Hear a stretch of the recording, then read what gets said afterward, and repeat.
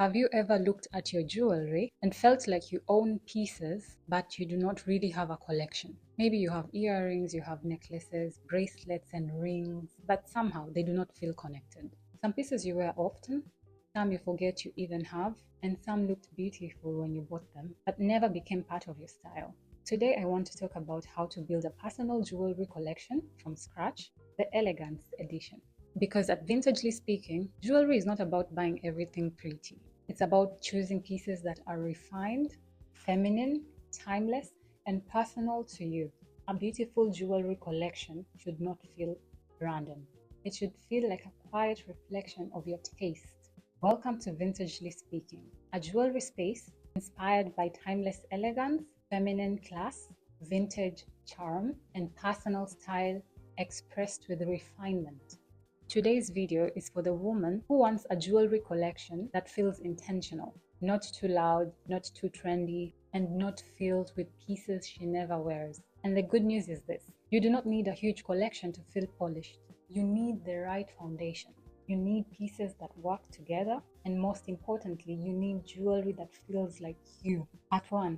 Start with the woman you want your jewelry to reflect. Before buying anything, ask yourself, what kind of woman do I want my jewelry to reflect?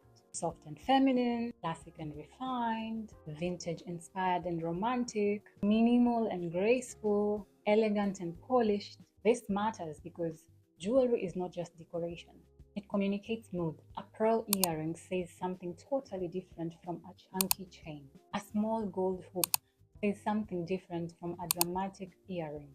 A delicate pendant says something totally different from a bold necklace. None of these are wrong, but they create different impressions. So before building your collection, decide the feeling you want your jewelry to reflect. For the Vintagely Speaking woman, the feeling is clear. Elegance first. Personal, yes. Expressive, yes. But always refined. Part 2. Build your everyday jewelry foundation. The first pieces you should focus on are not the most dramatic pieces.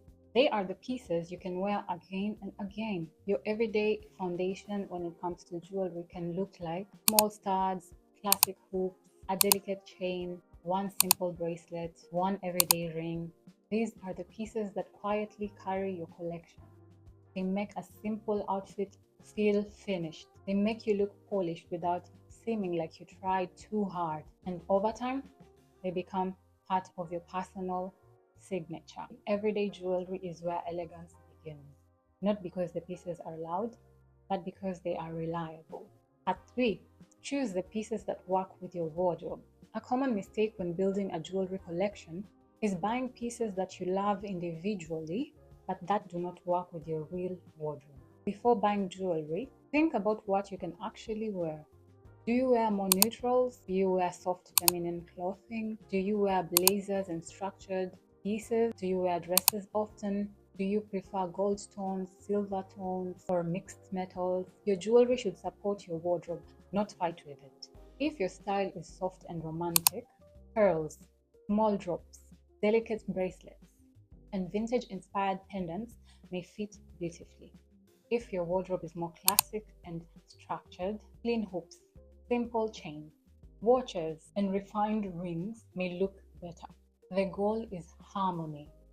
A personal jewelry collection should feel connected to your lifestyle, not separate from it. Part 4. Add meaning, not just beauty. This is what makes a jewelry collection personal.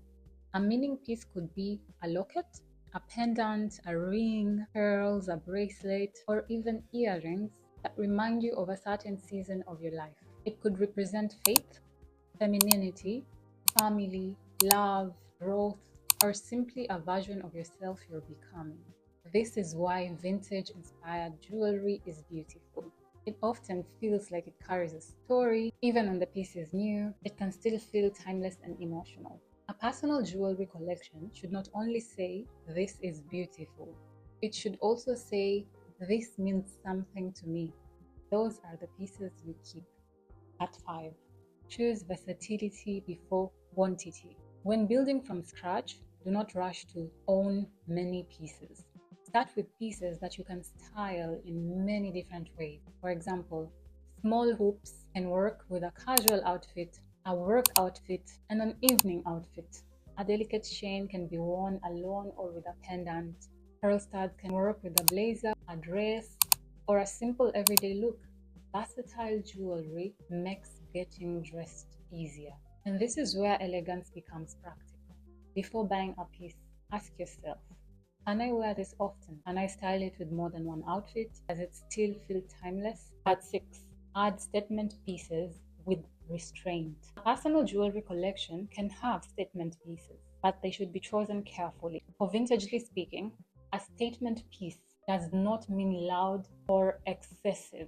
It means a piece with presence. A pair of pearl drop earrings, a graceful ring, a refined bracelet, a brooch. These pieces can transform your outfit but not overpower you. The secret is to choose one focal point. Elegance often comes from knowing when to stop. So, if you want to build a personal jewelry collection from scratch, start with elegance. Think about the woman you want your jewelry to reflect. Build your everyday foundation.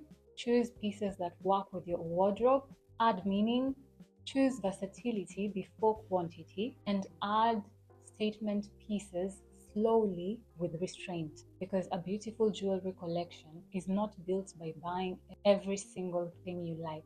It is built by choosing pieces that feel intentional, refined, and true to you. This is Vintagely Speaking, where jewelry is elegant, personal, and timeless. And I'll see you in the next video.